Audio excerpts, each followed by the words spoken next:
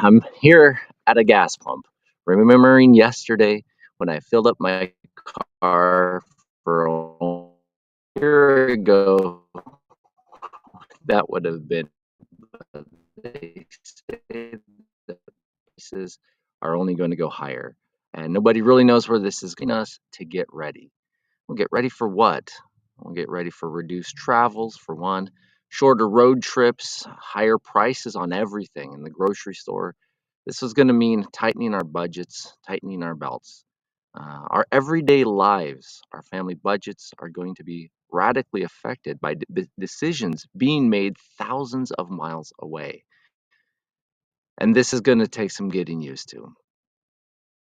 But having lived overseas for a number of years, this is not a new experience for our family.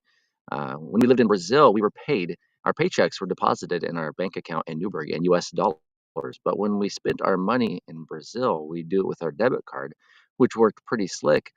But it would take out the equivalent amount in Brazilian reais, which was the local currency. Meant cost of things was changing, was fluctuating a little bit. Sometimes the dollar would be really strong and we'd be able to buy more, and sometimes it wouldn't be. It'd be weak and we'd be able to purchase less. I remember a time when the dollar was about half of what we had budgeted, of what we had planned for when we were raising funds. So it was a time when we we just couldn't do a lot of things.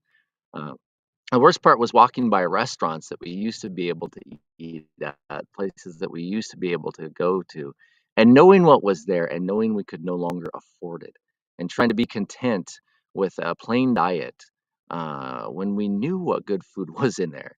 The memory of knowing made it harder uh, for to go through those moments. The financial hard times. I'm thinking that's kind of what we're getting ready for as a country, kind of the same thing. Financial hard times that will be made harder by the memory of when things were good, or at least better. Now we can grumble and we complain and we can lament about this, but how much more so does this make us appreciate what Jesus did for us? I mean, he gave up a throne for a manger. He gave up angels who worshipped him, and he whom he had authority over, for religious leaders who sneered at him. He went from ultimate riches in heaven to poverty, not even owning a place to lay his head here on earth.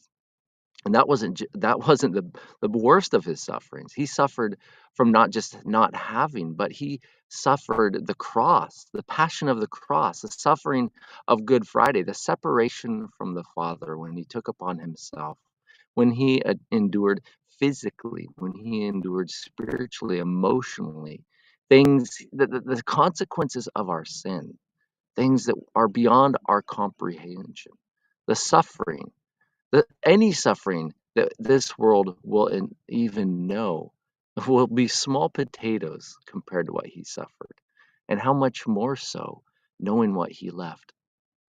But suffering is sufferable when there is a reason.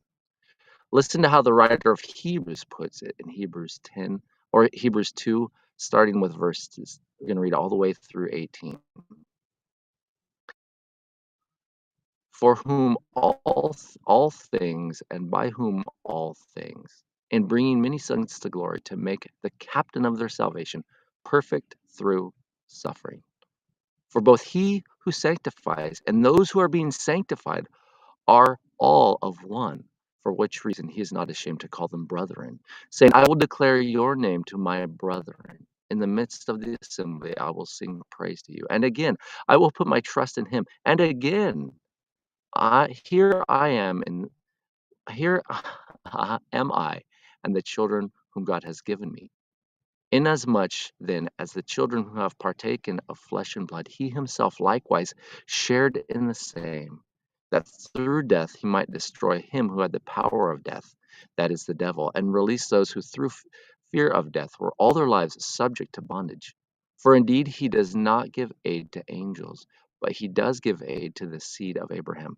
Therefore, in all things he had to be made like his brethren, that he might be a merciful and faithful high priest in things pertaining to God, to make propitiation for the sins of the people. For in that he himself has suffered, being tempted, he is able to aid those who are being tempted.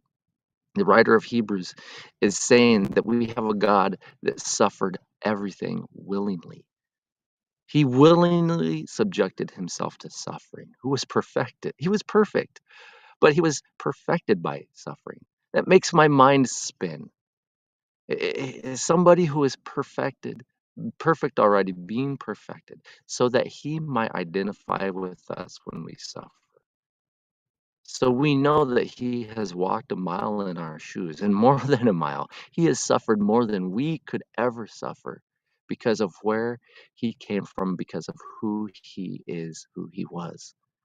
The writer of Hebrews later says in chapter 5, verses 8 and 9, though he was a son, yet he learned obedience by the things which he suffered. And having been perfected, he became the author of eternal salvation to all who obey him.